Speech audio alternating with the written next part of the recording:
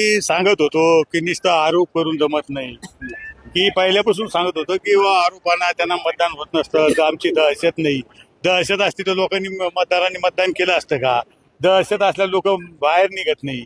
पण दहशत, काल मी पैठणला आलो तर सगळे मतदार माझ्या सोबत होते. मला एक सांगायचं की हे विकासावर प्रेमावर हे मतदान होतं.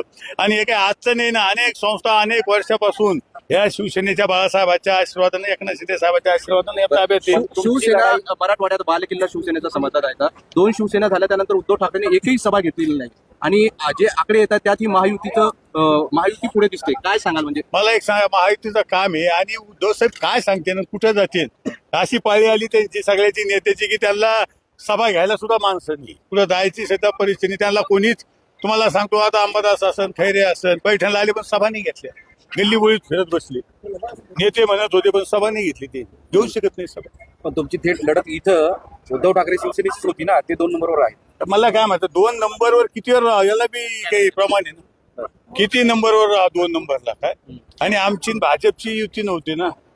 मला एक सांगा, 3600 काही मतांनी निवडून आलेले आहे, याला काही फरक आहे की नाही काही?